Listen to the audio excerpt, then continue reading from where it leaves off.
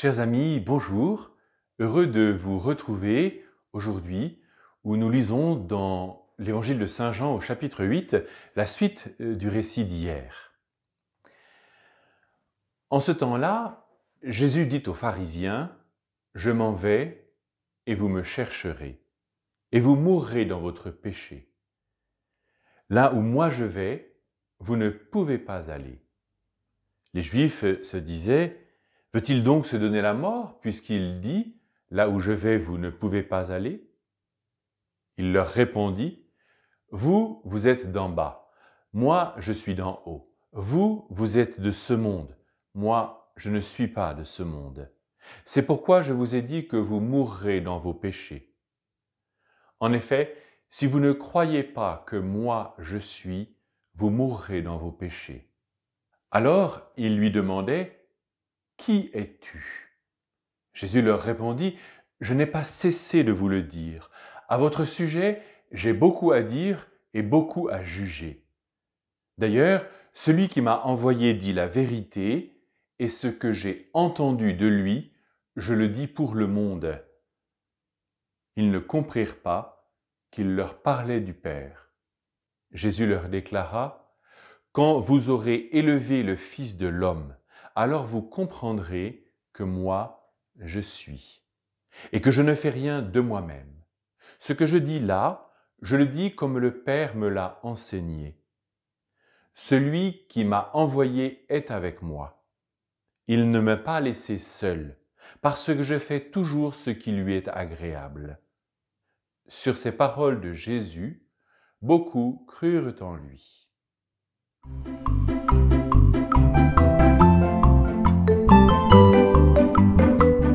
Hier, nous avons vu Jésus dire cette parole pleine de réconfort.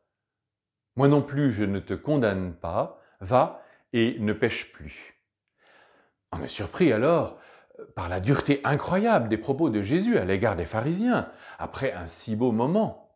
Pourquoi un tel changement de ton ? Serait-ce une revanche à cause de la mise en accusation de cette femme ou parce qu'ils ont essayé de le piéger ? Ce n'est pas très glorieux. Jésus souhaite-t-il les mettre en face de leurs propres contradictions en les mettant en lumière ? Mais vu comment le ton monte, il n'est pas sûr que ce soit une très grande réussite.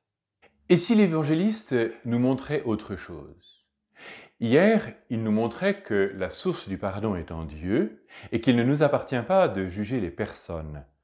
Aujourd'hui, et à travers la forte polémique du chapitre 8, il nous montre qui il est et quelle est sa mission. Les autres évangélistes le disent ainsi : « Je ne suis pas venu pour les justes, mais les pécheurs. Je suis venu pour guérir et sauver ceux qui étaient perdus. » Je crois en effet que Jésus provoque les pharisiens en vue de leur conversion.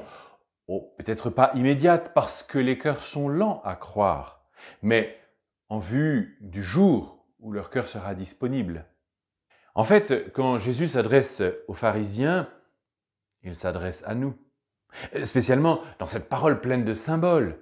Quand vous aurez élevé le Fils de l'homme, alors vous comprendrez que moi, je suis. En fait, quand Jésus s'adresse aux pharisiens, il s'adresse à chacun d'entre nous. Spécialement dans cette parole forte. Quand vous aurez élevé le Fils de l'homme, vous comprendrez que moi, je suis. Nous savons que l'élévation du Fils de l'homme, c'est la croix, dans tout ce qu'elle a d'horrible, car c'est la mort d'un innocent, en même temps que le signe de celui qui donne sa vie librement par amour.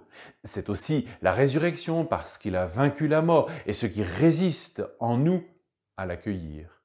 Les paroles fortes que Jésus nous adresse visent à nous provoquer, à lâcher nos raideurs et à nous laisser modeler par lui.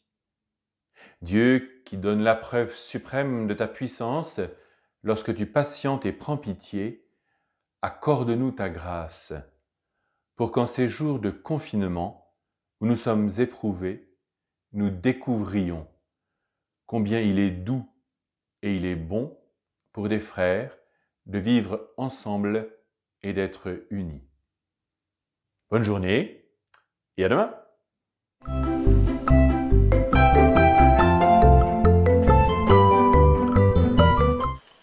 Bonjour à tous. Donc comme l'a dit le pape François lors de sa bénédiction il y a 2 jours, nous sommes allés trop vite en nous concentrant sur des choses trop superflues et on peut profiter de cette période de confinement pour retourner à l'essentiel, c'est-à-dire se reconcentrer sur les choses qui comptent vraiment, comme la famille. Pour ceux qui ont la chance de passer leur confinement en famille, on peut profiter de ce moment pour faire plus d'activités ensemble. Donc j'entends par là jouer ensemble, faire du sport ensemble et aussi prier ensemble. Donc partager sa prière du soir avec son frère ou sa sœur ou choisir la messe qu'on va regarder tous ensemble le dimanche. Voilà, ça peut se faire sous forme de défis quotidiens où tel jour on va plus se rapprocher de tel membre de sa famille c'est pas forcément que des activités, ça peut aussi être lui rendre un service.